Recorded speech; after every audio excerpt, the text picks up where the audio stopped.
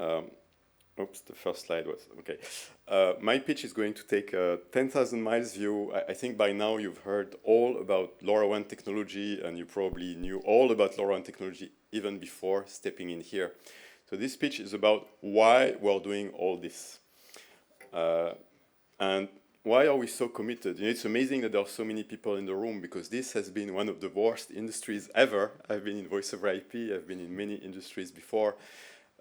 First of all, there is the hardware component. You take about a year to do a hardware prototype. Then you go to a customer. It takes another year to convince the customer to do a POC. Then it takes another year for the customer to tell you, okay, you can go to scale, and you need to do all the certification in between. And by the time you can scale the whole thing, well, you can't find the chips. You know, I think it rings a bell. You know, many of us had this experience. And this has been going on for years and years. So you'd expect people to just quit and, you know, do something else. One reason to keep them could be salaries, but yeah, in Actility, sorry to disappoint everyone, but no, salaries are not the reason for people to stay.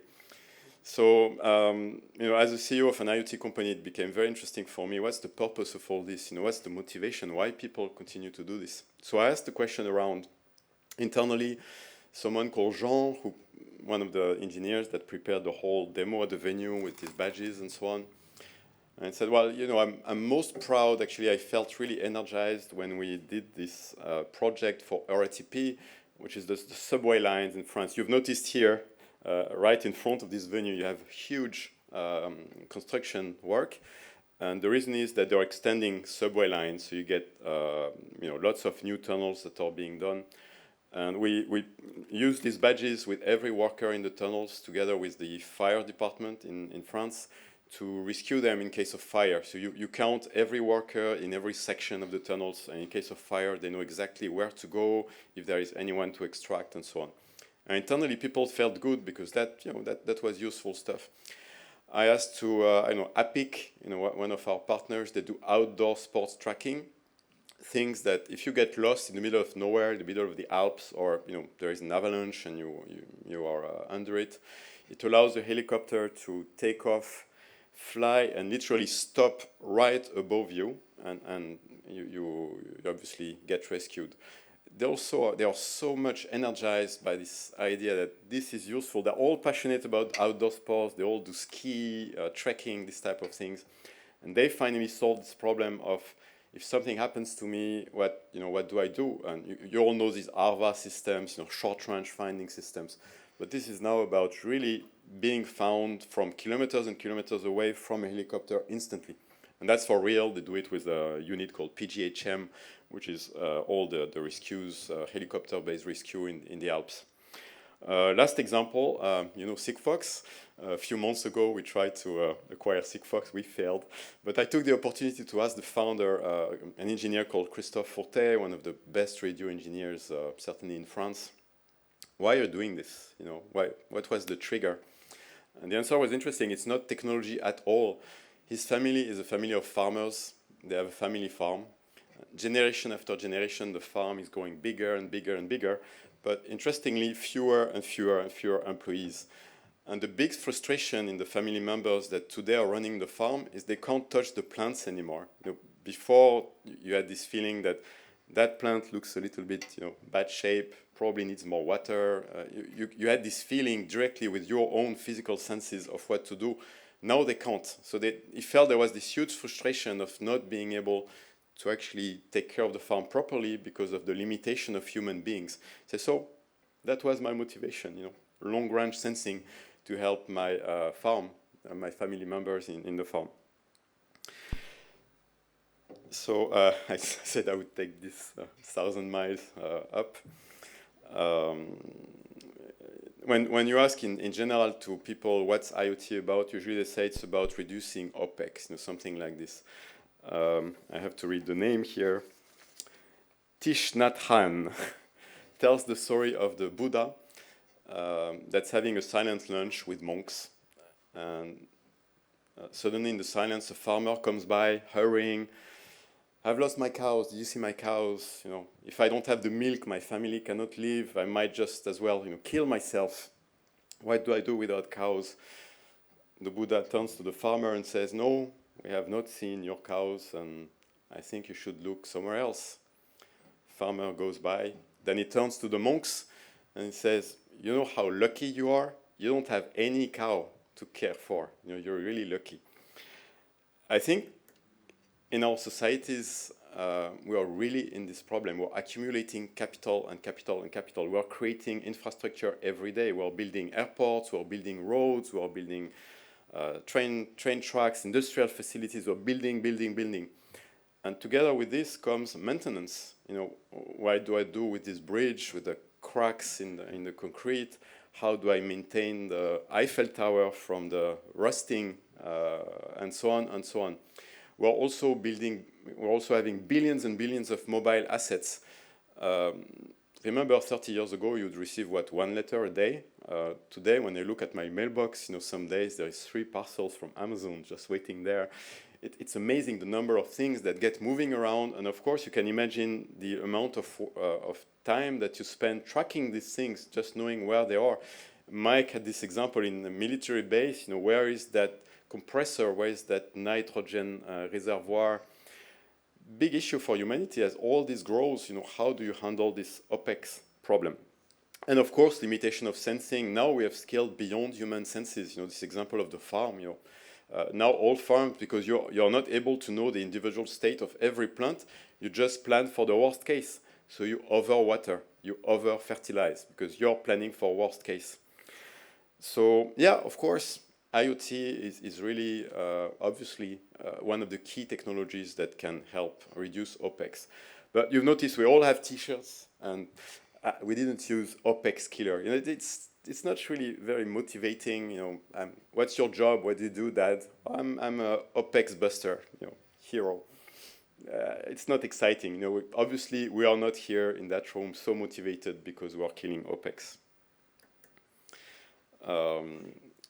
This is another illustration. You know, the Buddha is really was you know, very right. You know, the more capital you accumulate, it's like debt really. The more you have, the more you need to service that debt.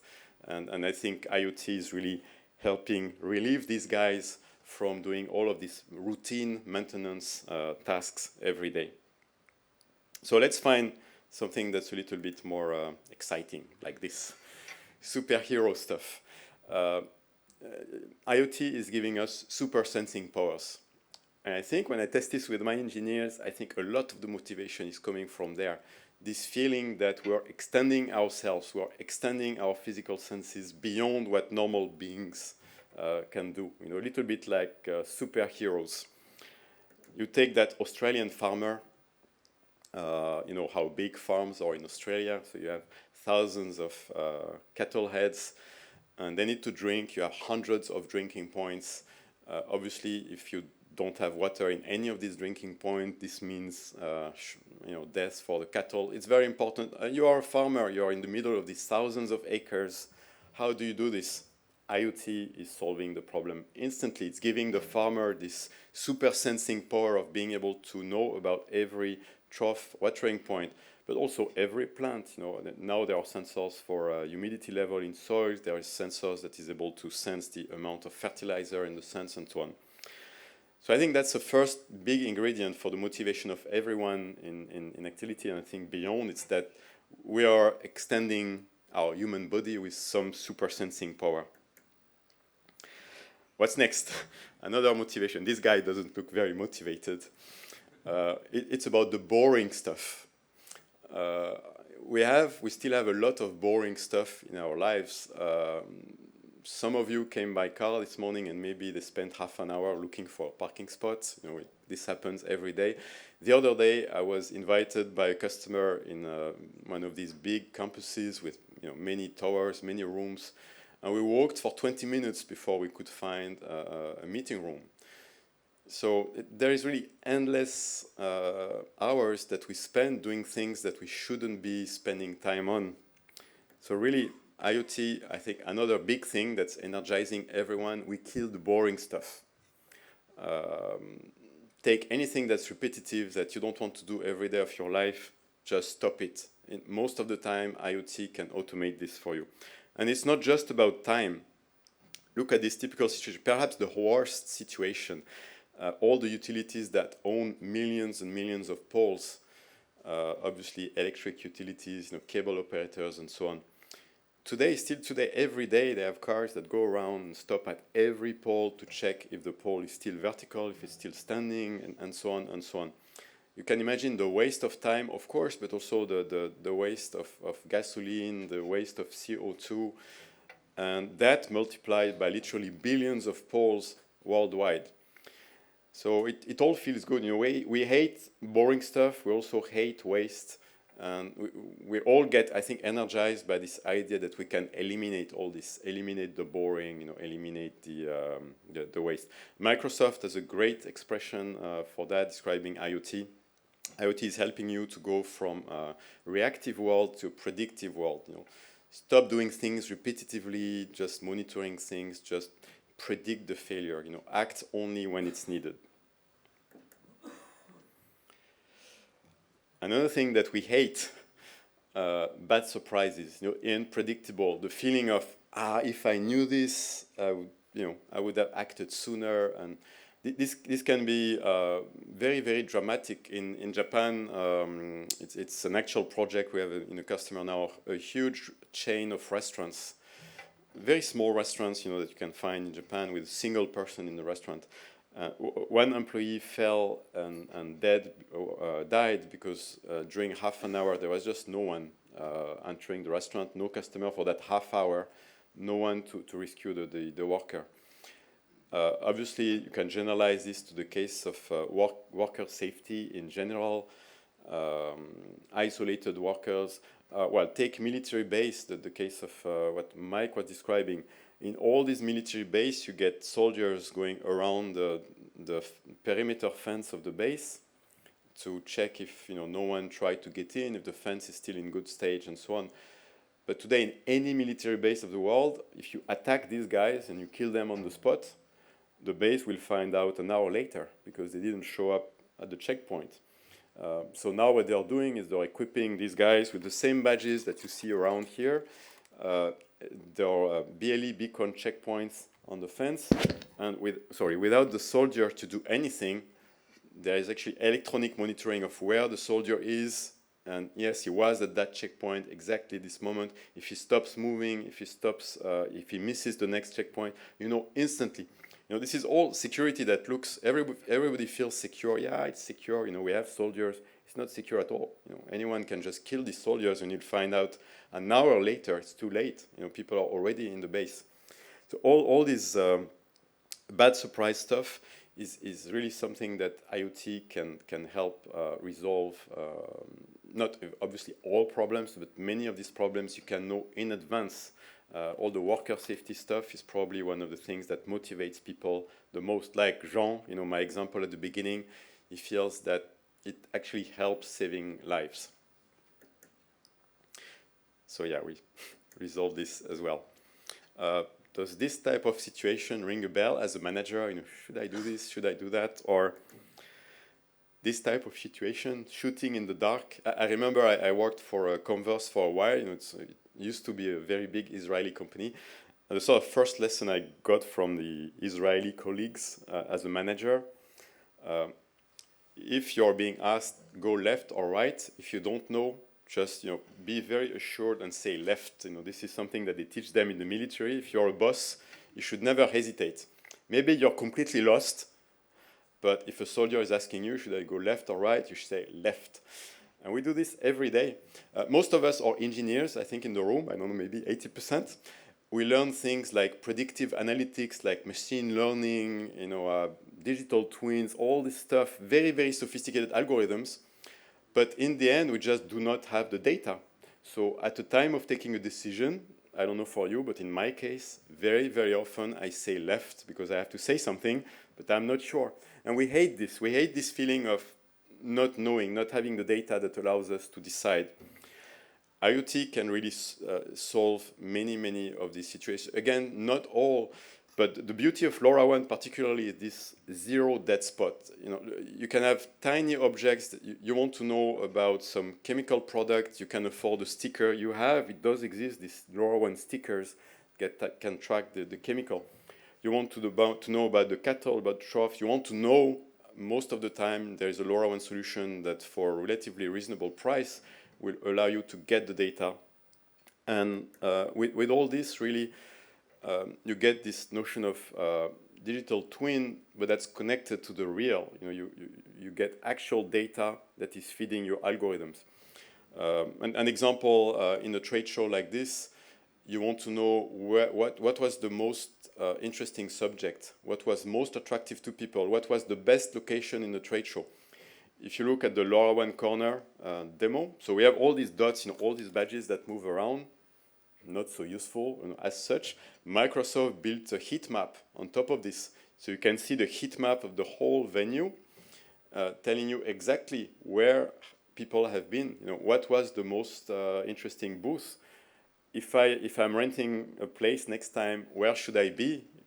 Because there are some places in the facility where you find out people never go, so don't take a booth there. This is actual information that you need for decisions, and typically that's what IoT can do for you. So through all of these examples, my conclusion, if you want, of why I think we're so energized.